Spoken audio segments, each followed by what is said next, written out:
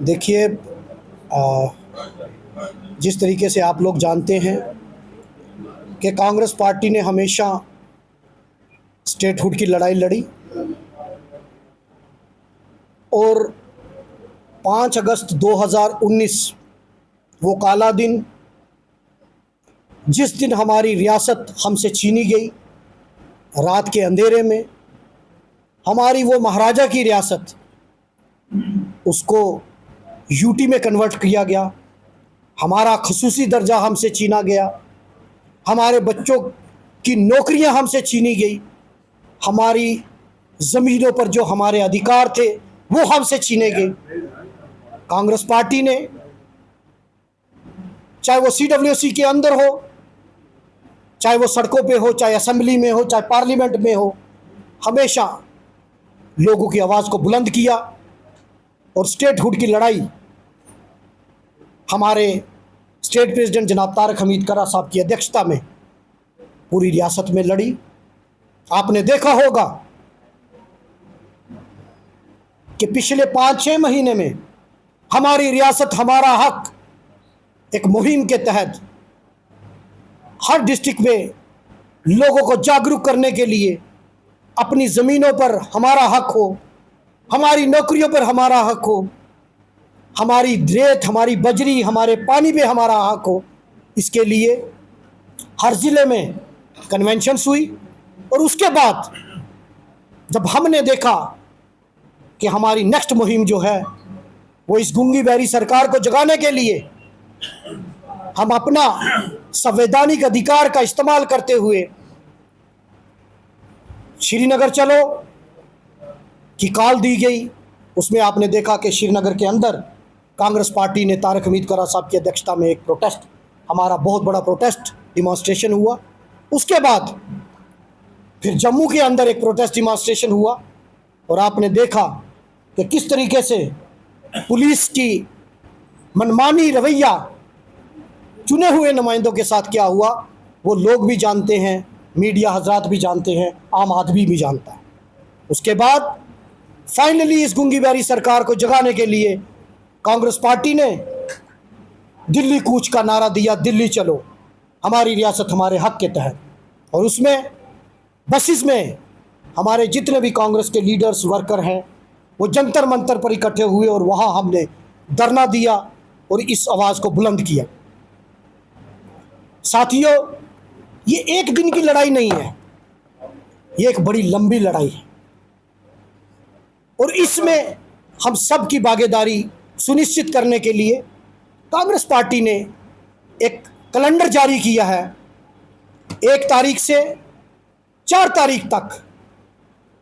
चाय पे चर्चा, चौराहे पे चर्चा, व्यापारियों से बात करनी है और 5 तारीख वो काला दिन जो हमारा कल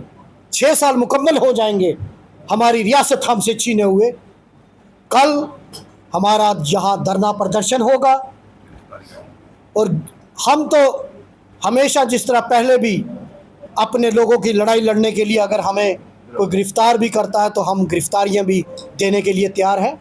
लेकिन मैंने आज तभी यहाँ हमने मीटिंग बुलाई है अपने साथियों के साथ चर्चा करने के लिए। ये एक शॉर्ट नोटिस पे लोग इकट्ठे हुए। अभी हमने सभी वर्कर्स को, बड़े सारे वर्कर हमारे छूट गए हैं, मैं आपके माध्यम से उन वर्कर से भी अपील करना चाहता हूं कि कल हमारा धरना प्रदर्शन राजौरी ज़िला हेडक्वार्टर पर होगा और उसमें हमारा पीसफुल धरना रहेगा, प्रोटेस्ट रहेगा और हमारी रियासत हमारा हक, हम इसको ब्लैक डे के जो 5 अगस्त को ब्लैक डे, काला दिन मनाएंगे कि हमारे से हमारे हकूक़ छीने गए, गैर कानूनी तरीके से हमारे हकूक़ छीने गए। और कल के दिन हम ब्लैक डे सेलिब्रेट करेंगे और सेलिब्रेट इसलिए करेंगे क्योंकि हम उस गूंगी बहरी सरकार को याद दिलाएंगे कि आपने जम्मू कश्मीर लोगों के साथ क्या किया। और वो कल हम अपना एहतजाज, अपना प्रोटेस्ट सरकार के सामने रखेंगे। कल मैं आपके माध्यम से तमाम राजौरी वासियों से अपील करना चाहूँगा कि ज़्यादा से ज़्यादा तादाद में आप यहाँ इकट्ठे हों। जहाँ हम अम्बेडकर पार्क है सलानी पुल के पास, क्योंकि बाबा भीमराव अम्बेडकर हमारे लिए संविधान, वो संविधान सभा के अध्यक्ष थे, उन्होंने हमें संविधान दिया था। और इस जो मोदी सरकार है इसने उस संविधान की धज्जियाँ उड़ाई और गैर संवैधानिक तरीके से हमसे हमारी रियासत छीनी गई। हम उन्हीं बाबा भीमराव अम्बेडकर की वहाँ प्रतिमा है, वहाँ मूर्ति है, वहाँ इकट्ठे होंगे और इस लड़ाई में हमारा सहयोग सब देंगे।